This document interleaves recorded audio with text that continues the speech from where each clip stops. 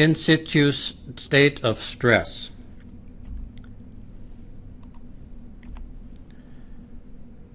In many cases, it is essential to know the in situ stresses and pore pressures conditions prior to altering the situation by the construction of a facility. The response of the soil and the behavior of the structure is tightly tied to the conditions prior to construction. For example,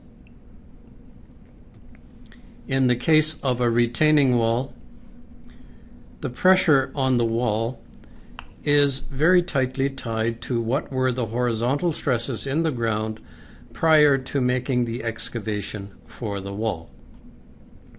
And time again, we will see that we need to start with a known stress state in the ground to do a certain type of an analysis.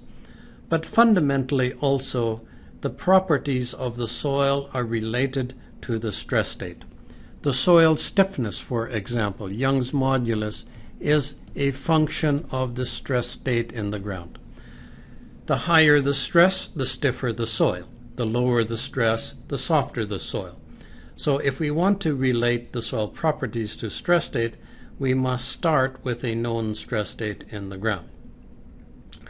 Now, unfortunately, sometimes establishing the in situ stress state is the greatest uncertainty in an analysis.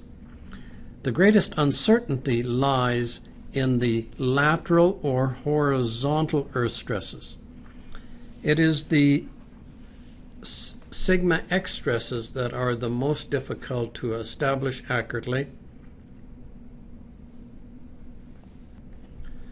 That is the K0 conditions. The vertical stress is related to the overburden and is relatively easy to assess, but it is the lateral or horizontal stresses that are related to K0 that are the most difficult to establish with any degree of certainty. The reason for this is that in situ stresses are a reflection of the self-weight or gravity.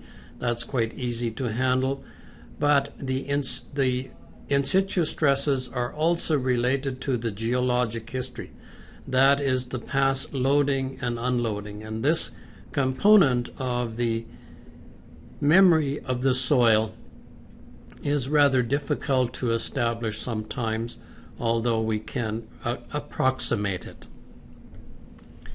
In a finite element analysis, we can do what is called a gravity turn-on or a gravity activation type of analysis.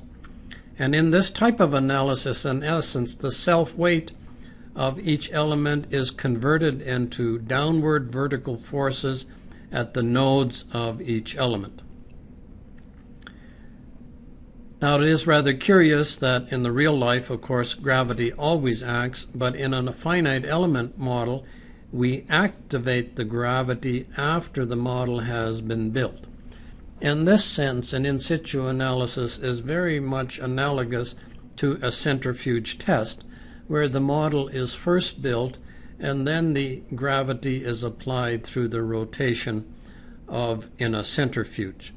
So it's useful to think of in situ analysis as being analogous to a centrifuge test where we activate the gravity after the model has been built. This concept can also be used effectively in certain other situations, as we will see throughout these sessions. So sigma W has a special analysis type.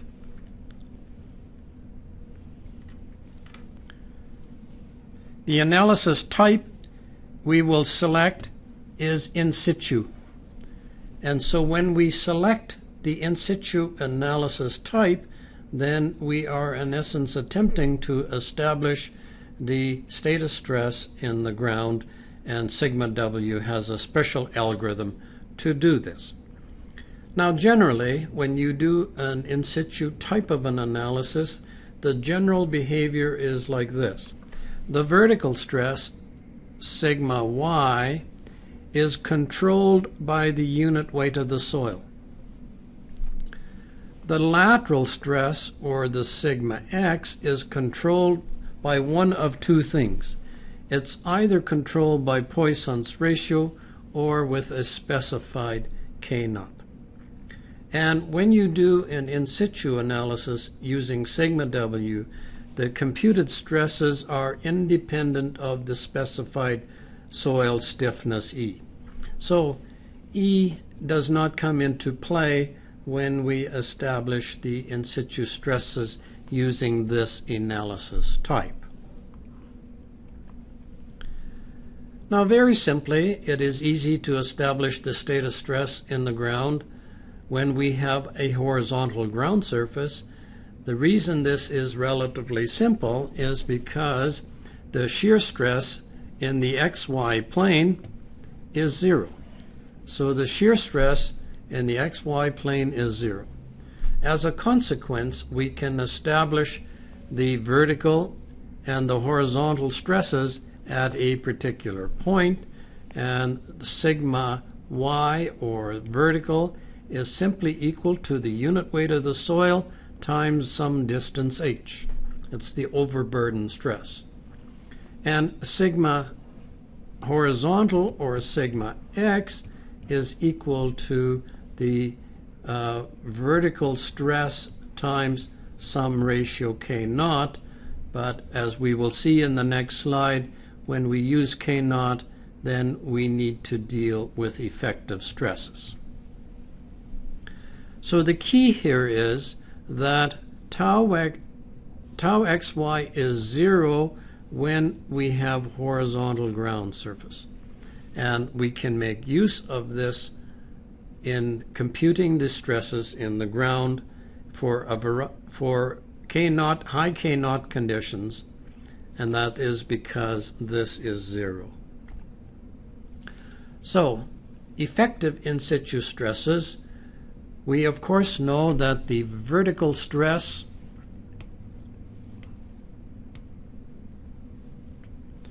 effective stress is the vertical total minus the pore pressure. The horizontal effective is equal to the vertical effective times k0. Then the horizontal total is equal to the horizontal effective plus Poisson's ratio. And we have to go through this procedure all the time because we cannot say this expression here. We cannot say that the total horizontal stress is equal to the total vertical stress times k0 minus Poisson's ratio. This results in the wrong total stresses.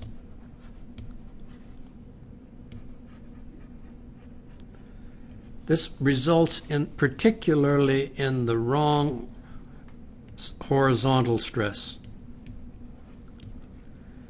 We cannot do this, and so we have to go through this procedure here in order to get at the correct horizontal stress. So as I've already noted, we can control the horizontal stress by either specifying a Poisson's ratio, and when we specify a Poisson's ratio, we compute k0 from this equation which we just talked about a few minutes ago. The disadvantage of using the Poisson's ratio to control k0 is that the maximum allowable is a k0 of 0.98. Theoretically, we cannot have a Poisson's greater than 0.5, and it creates numerical difficulties as we approach a Poisson's ratio of 0.5. So sigma w limits the specification of Poisson's ratio to 0.495, which represents a k0 of 0.98. The advantage of using Poisson's ratio is that we can establish the stress state in any irregular ground or sloping ground surface. It does not have to be a horizontal ground surface, so that is the advantage. So even if we have sloping ground, we can make an estimate of the in situ stress state by using the Poisson's ratio approach.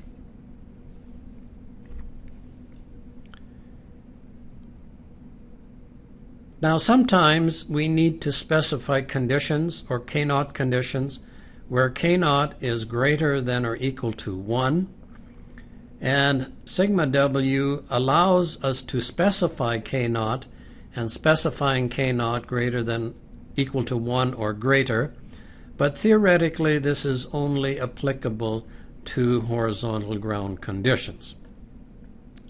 The advantage is that this is suitable for any K0 conditions provided the ground surface is horizontal. And when the ground surface is horizontal, the XY shear stress is equal to 0. The disadvantage is that it's not directly suitable for sloping ground conditions.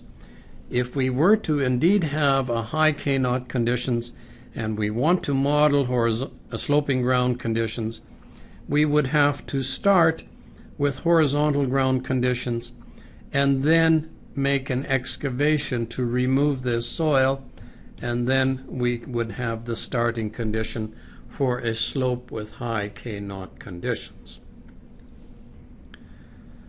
So let us move on then to an exercise using sigma W. We will open the file sig01 in situ analysis and illustrate how we establish in situ stress state conditions for when we have a K0 of a half. K0 of a half using Poisson's ratio. Then we will create a second analysis where we have a specified K0 of 2.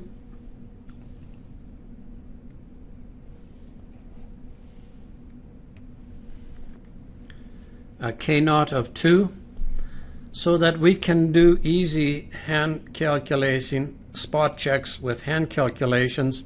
We're going to use a unit weight of 20 kilonewtons per meter cubed, and you will see that in this file the unit weight of water has been set to an approximate 10 kilonewtons per meter cubed. This is again for convenience with checking with hand calculations. And we'll look at a situation where the water table is 2 meters below the ground surface.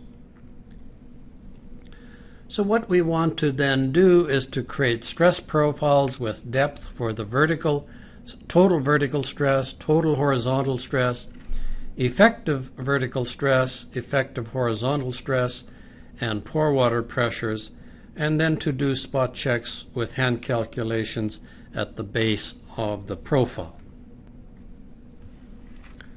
So let's go then to GeoStudio.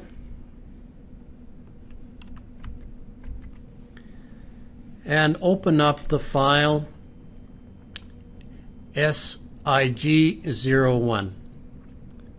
File, open.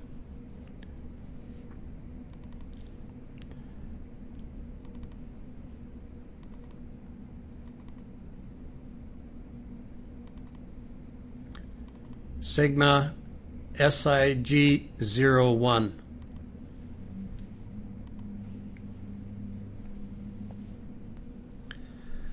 The problem has been sketched for you. We need to create materials, apply the material, define the pore pressure conditions using a water table, apply the correct boundary conditions, and then do the in situ analysis. To begin with then, under the icon Key in Analyses, notice that we have an analysis type, and we have selected the in situ analysis from the drop-down list. So we are doing an in situ analysis here. In this particular case, we are asked, where does the initial pore water pressure conditions come from? In this case here, we will select that the initial pore water pressure conditions come from a water table. The pore water pressures come from a water table.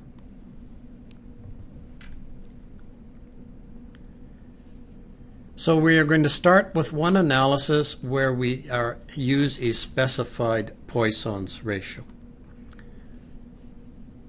Key in materials.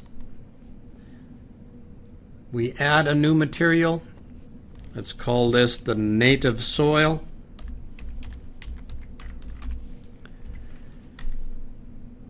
And in this particular case, we want to say something about pore pressures, but we do not have any change in pore pressure due to loading, so we can use the effective drained parameters for this type of an analysis. It's the effective drain types of parameters because we want to say something about the pore pressures during the calculations. Effective drain parameters, we're going to use a linear elastic model, is more than adequate, and as I noted earlier, the Young's modulus does not come into play in the in situ analysis, so any approximate value is adequate for an in situ analysis. We said that the unit weight of the water was 20 kilonewtons per meter cubed, and that we were going to use a Poisson's ratio of 0.5.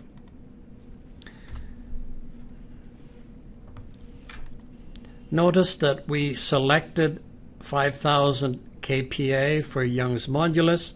The unit weight is 20 kilonewtons per meter cubed.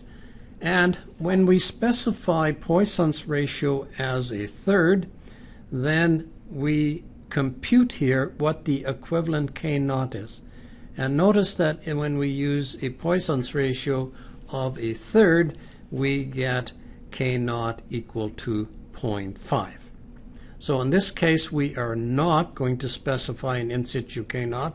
We will use Poisson's ratio to control K0.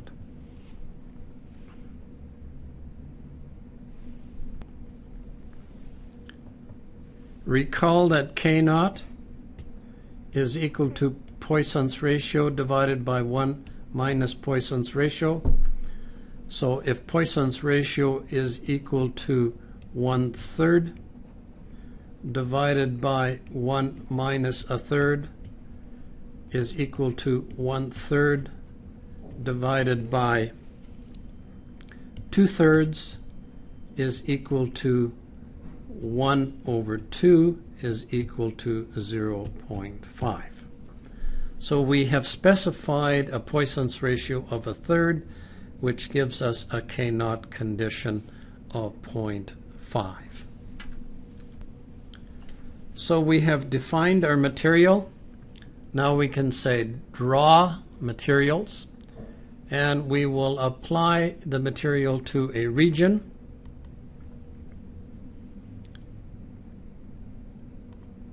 Secondly, we said that the initial pore water pressure comes from a water table. Turning on our snap to grid, we can say draw initial water table, and we will just accept the default for the pressure, negative pressure head, and draw our water table at 2 meters below the ground surface. We now need to apply boundary conditions, draw boundary conditions. We want rollers, so to speak, on the ends such that we are free to move in the vertical direction but not in the horizontal direction. And in this sense, this is analogous to a constrained loading test, in that we are making the strain in the x direction 0, and then we need to fix the problem at the base, fixing both x and y at the base of the problem.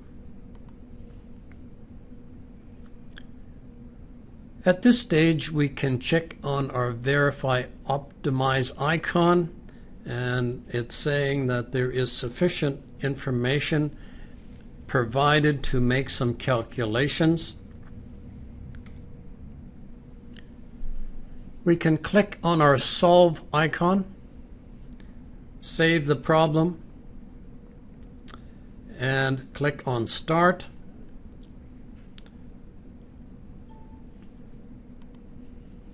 And now go to our results view. By default, we are contouring Y total stresses. We can apply some contour labels. Clearly, it's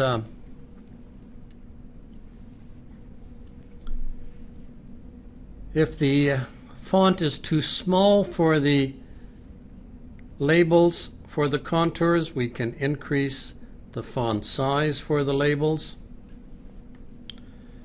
The fact that the vertical stress contours are horizontal is an indication that the stress is uniform all across this section. Now, the most useful way of looking at the computed in situ stresses is by graphing the stresses along a vertical profile. Going to draw a graph. We'll add a graph, and first of all, let us graph the pore water pressure,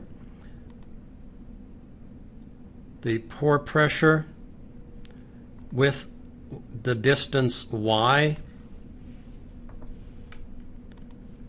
We have selected pore water pressure, and we have selected y.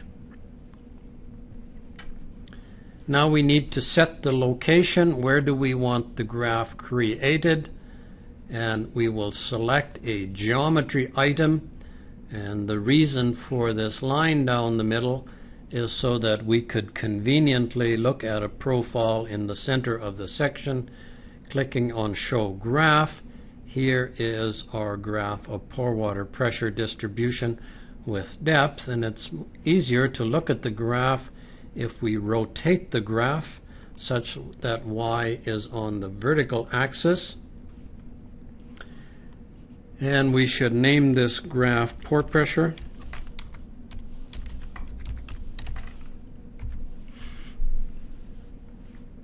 And as we can see here, that here is the specified water table where the pore pressure is 0.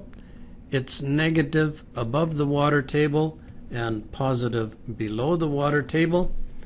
This distance is 8 meters, so therefore 8 times the unit weight of the water is equal to 80, which is the pore pressure at the base of the profile. So that is correct. Now let us add another graph and say total vertical stress. We go to the total stress category, selecting Y total stress, again plotting it against Y and setting the location once again on the line down the center of the section. We can show the graph, once again rotating the graph such that we get Y on the vertical axis. So now we have the total vertical stress. We can now clone this graph, say clone, and we will make a total horizontal stress graph.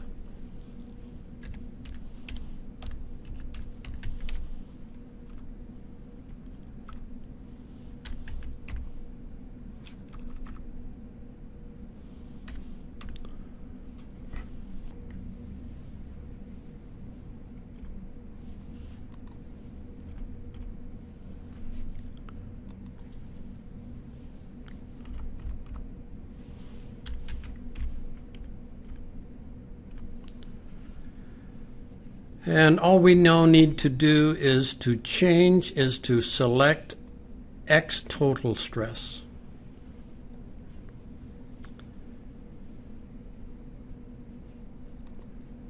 cloning the total vertical again, say clone, but this time we want the effective vertical.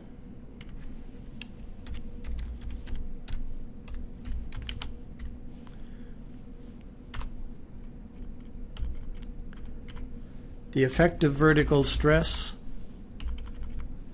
and now we need to go to the effective stress group here. The effective stress group, selecting Y effective stress, and so that is a graph of the vertical effective stress. Finally, we need to make another plot saying clone. We want the effective horizontal stress.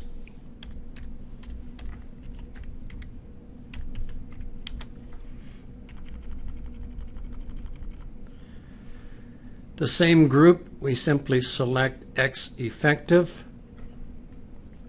So now we have our group of graphs, and first of all, the total vertical stress.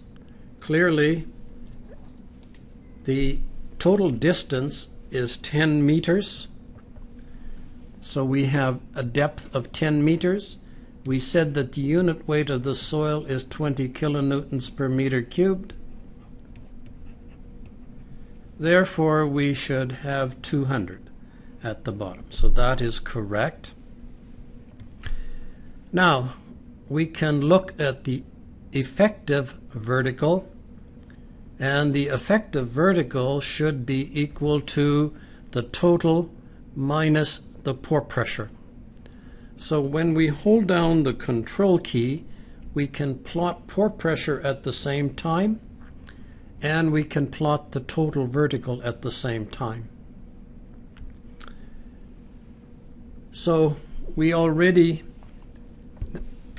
established that the pore pressure is 80, the total is 200, therefore sigma V effective is equal to 200 minus 80 is equal to 120,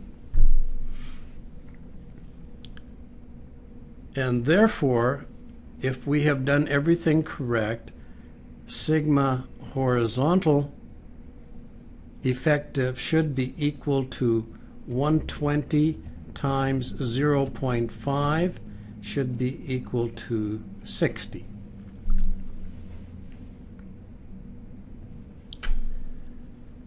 And if we now plot the effective vertical and the effective horizontal, we indeed see that, as we had just calculated by hand, the effective horizontal is 60 kPa.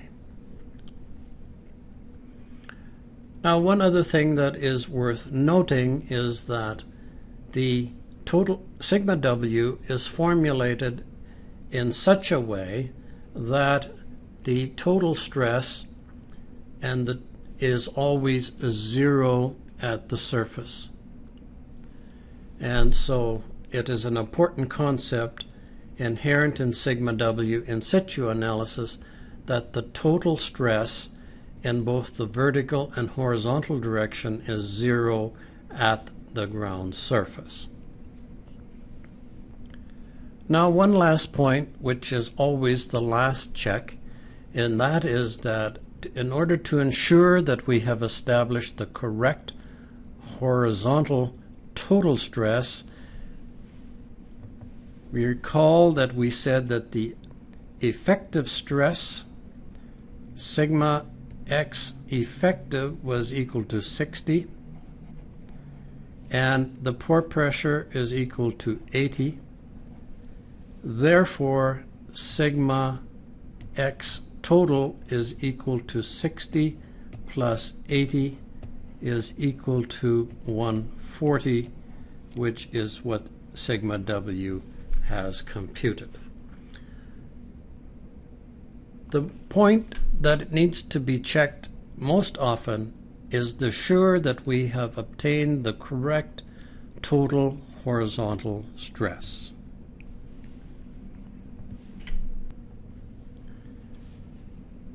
Returning then to the define view, clicking on the Key in Analyses icon, we want to now do a second analysis where we specify a K-naught. The analysis will be very similar, so we can clone the current analysis. Let's call this analysis number 2, specified K-naught.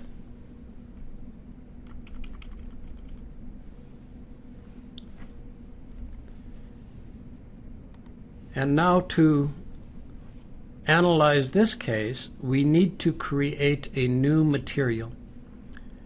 Key in Materials, selecting the current native material.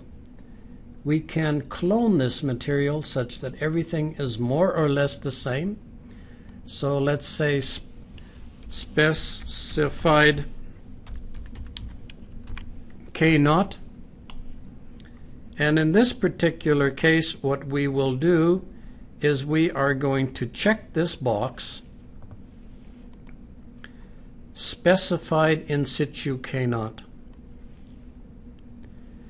And we can now specify a K-naught of 2.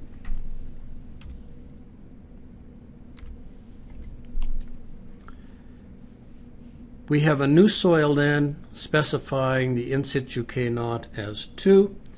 We are in the second analysis. We can then say draw materials and selecting the specified K-naught, applying it to these sections, and we can then quickly reanalyze for another high K-naught condition.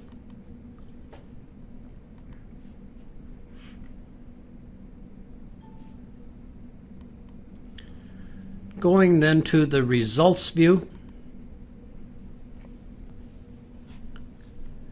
returning to the draw graph command. Once again, we have our pore pressure distribution with depth. The total vertical stress is the same as before. The effective vertical is 200 minus 80 is 120 at the base.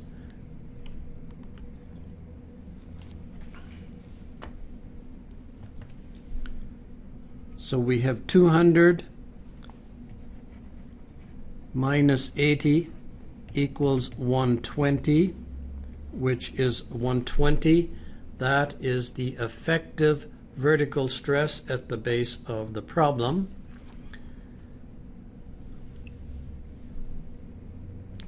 So we have the effective vertical is equal to 120. Therefore, the effective horizontal is 120 times K-naught is equal to 120 times 2 is equal to 240. This is the horizontal effective stress. Therefore, the horizontal total stress must be equal to the horizontal effective stress plus the pore pressure is equal to 240 plus 80 is equal to 320. So to check first then, we check the effective horizontal is 240, which we just got from 120 plus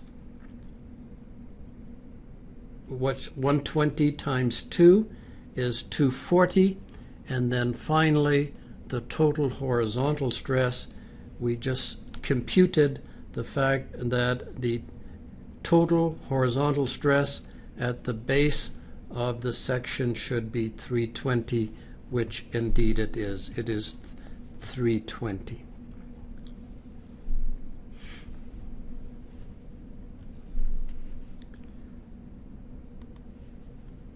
This then shows the procedures that are available in sigma W to establish in situ stresses. We can control K0 with specifying a Poisson's ratio, or we can control K0 by a specified K0. Once again, specifying K0 is useful when K0 is 1 or greater. Specifying the horizontal stresses through a Poisson's ratio is useful when K0 is less than 1. It is always good practice to make these graphs of the stress distribution with depth and to do spot hand calculations to ensure that the in situ stresses have been established correctly. Particularly you should spot check the total horizontal stress in the section to ensure that it has been computed and is correct. This brings us to the end on showing you how to do in situ type of analysis in sigma W.